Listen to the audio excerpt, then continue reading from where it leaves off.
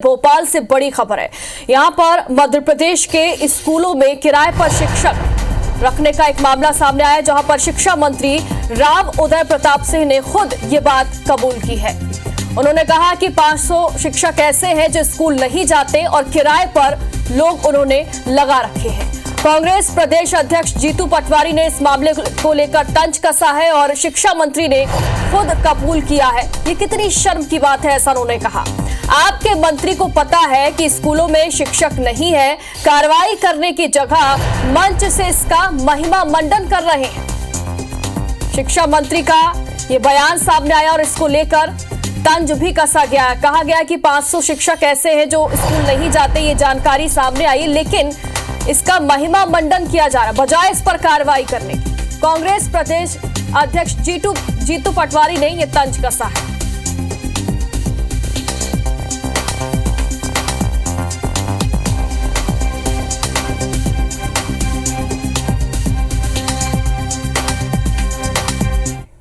10-12 हजार दो भैया, देखना जरा, हम थोड़ा आते हैं खेतों के। मैं 500 शिक्षकों को व्यक्तिगत रूप से जानता हूं जो स्कूल नहीं जाते, वो किराए से लगा रखे हैं लोगों ने, व्यक्तिगत रूप से जानता हूं।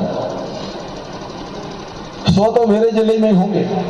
ये चुनौतियां हैं समाज की, जिन पर हमको मनन चिंतन करना पड़ेगा। तो देखिए, शिक्षा मंत्री को आपने सुना जो कह रहे हैं कि 500 ऐसे शिक्षक हैं जो स्कूल नहीं जाते हैं और ऐसे लोगों पर कार्रवाई की जानी चाहिए। ये एक बड़ा सवाल है, लेकिन इसकी बजाय यहाँ पर महिमा मंडन किया जा रहा है। बयान ये दिया जा रहा है कि 500 शिक्षक ऐसे हैं जो स्कूल नहीं जाते हैं और जीतू पटवारी ने इस पूरे मामले को लेकर तंज भी कसा है। उन्होंने कहा कि कितनी शर्म की बात है, एक्शन लिए जाने के बजाय इस पर महिमा मंडन किया जा रहा है, मंच से ये बयान दिए जा रहे हैं। और देखिए, ये पोस्ट भी देखिए जो उन्होंने किया है। मध्य प्रदेश की शिक्षा मंत्री ने खुद ये बात कबूल की है कि 500 शिक्षक ऐसे हैं जो स्कूल नहीं जाते हैं और किराए पर उन्होंने लोग लगा कर रखे हुए हैं। ये कितनी शर्म की बात है।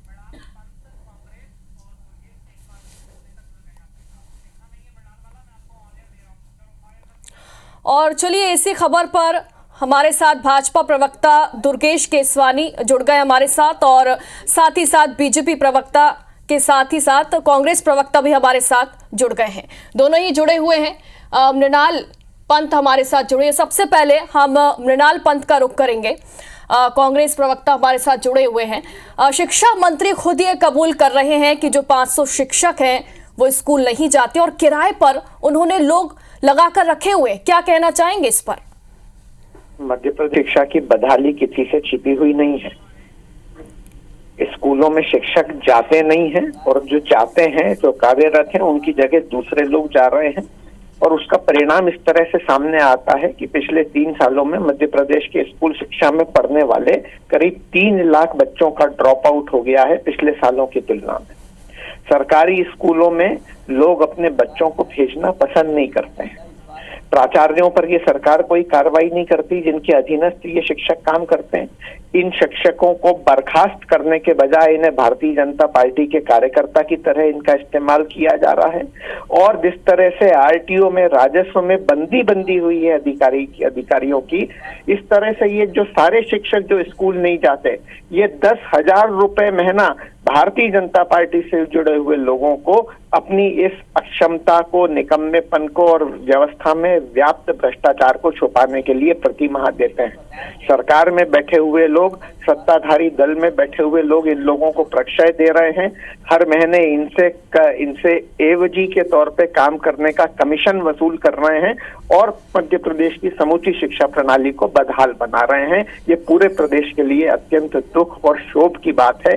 ये बताता है कि ये सरकार पूरी तरह से निकम्मी और नाकारा है। जिस राज्य में मुख्यमंत्री सचिवालय नहीं जाते, जिसके शिक्षा मंत्री स्कूल शिक्षा के संचालनालय नहीं जाते, वहां शिक्षक भला स्कूल क्यों जाएंगे? मृणाल जी हमारे साथ दुर्गेश केसवानी भी जुड़े हुए हैं, भाजपा प्रवक्ता हैं। केसवानी जी, क्या कहना चाहेंगे? देखिए, सबसे बड़ा सवाल तो यही है कि शिक्षा मंत्री हैं, उनका इस तरीके से बयान देना और बताना कि 500 शिक्षक जो है वो स्कूल नहीं जा रहे हैं और उन्होंने किराए पर लोग लगाकर रखे हुए हैं, उन्हें ये बयान देने से पहले इस मामले में एक्शन लिया जाना चाहिए था, ना कि ये महिमा मंडन किया जाना। क्या कहना है इस पर आपका? देखिए योगिता जी, कहीं कोई महिमा मंडन किसी का नहीं किया जा रहा है। उच्च शिक्षा, अच्छी शिक्षा मिले और इसके लिए हम सतत काम कर रहे हैं। पर मुझे लगता है कि जीतू पटवारी जी हास्यास्पद तरीके से जनता के बीच में उनकी स्वीकार्यता खत्म हो चुकी है, इसलिए ट्वीट के माध्यम से अपनी बातें रखने का काम कर रहे हैं। जब ये उच्च शिक्षा मंत्री थे तो ये सभाओं में जाके कहते थे कि कमलनाथ जी ने आपकी देसी विदेशी की व्यवस्था की है। जिस तरह के कृत्य इन्होंने उस समय के किए हैं, आज ये हम पर आरोप लगाने का काम कर रहे हैं। मृणाल जी भी बहुत सारी बातें अभी बता रहे थे। मुझे तो लगता है कि राहुल गांधी की पार्टी के नेता हैं, सब मुंह की जमा खर्ची करने का काम करते हैं। कहीं तो कोई साक्ष्य लेके आते, कहीं तो कोई आधार से पूर्वक बात करते, लेकिन दुर्गेश जी, सब बातें एक तरफ है, लेकिन बड़ा सवाल यही है कि शिक्षा मंत्री है तो क्या उन्हें इस तरीके से बयान देना चाहिए, बल्कि उन्हें ये बताना चाहिए कि उन्होंने अब तक क्या कार्रवाई की है ऐसे लोगों पर? नहीं, कार्रवाई तो सतत कर रहे हैं। आपका चैनल जो है ना आईबीसी, वो जनता से जुड़े हुए मुद्दे उठाता है और उन्होंने अभी बीच में भी एक मुद्दा उठाया था, तो उसको सस्पेंड करने का काम, उस पे ऊपर जांच करने का काम हमारी सरकार ने किया है। और आगे भी हम इन तरह से, जो माननीय मंत्री जी कोई महिमा मंडन नहीं कर रहे हैं, ये चेताने का काम कर रहे हैं कि उन शिक्षकों को एक मौका तो मिलना चाहिए जो बच्चों को पढ़ाने का काम कर रहे हैं, जो बच्चों के भविष्य का काम बनाने का काम कर रहे हैं। एक मौका उनको देने का काम किया उन्होंने। अगर अब भी नहीं सुधरे तो वो चेत जाए, निश्चित रूप से कार्रवाई, सख्त कार्रवाई की जाएगी। पर मुझे लगता है कि उस बात को किसी और दिशा में लेके जाने का काम हमारे कांग्रेस के लोग कर रहे हैं। अरे आपके पास ये आधार मिल गया, आपको अगर किसी ने कोई बताई है बात कि ये लोग अगर किसी चेक पोस्ट वजह खत्म हो गए, कहीं पे काम कर रहे हैं, तो आप साक्ष्य दीजिए ना, एविडेंस ले आइए, तथ्य ले आइए।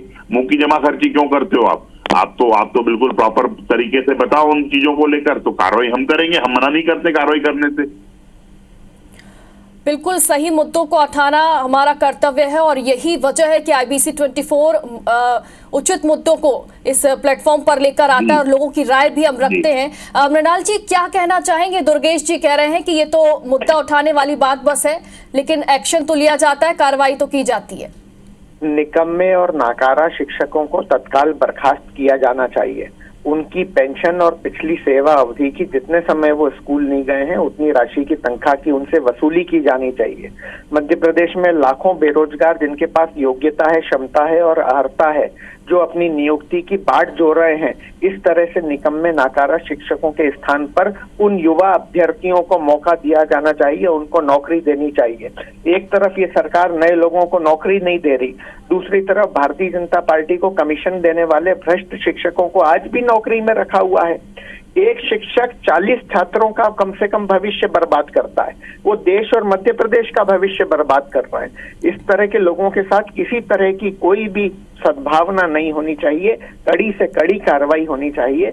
हमें तो विश्वास नहीं होता, समझ नहीं आता कि चाहे परिवहन विभाग हो, चाहे शिक्षा विभाग हो, चाहे राजस्व विभाग हो, भ्रष्ट अधिकारी कर्मचारियों पर जिनकी तनख्वाह जनता के टैक्स से खून पसीने की कमाई से मिलती है, सरकारी दामाद क्यों बनाकर भारतीय जनता पार्टी ने रखा है। भ्रष्ट लोगों पर कड़ी कार्रवाई होनी चाहिए, इन शिक्षकों को तुरंत बर्खास्त किया जाना चाहिए। देखिए दुर्गेश जी, मृणाल पंत जो है वो सीधे तौर पर निशाना साध रहे हैं सरकार पर, क्या कहेंगे इस पर? देखिए मुझे लगता है कि इनके मुंह में तब दही क्यों जम गया था जब जीतू पटवारी जी बोल रहे थे कि हमने देसी विदेशी की व्यवस्था की है। ये मगरमच्छ के आंसू हैं, ये घड़ियाल के आंसू हैं जो सिर्फ टीवी चैनलों पर आकर ही कांग्रेस के लोगों के बहते हैं। हम न तो इनके आरोपों की चिंता करते हैं योगिता जी, न इनके आलोचनाओं की हम चिंता करते हैं।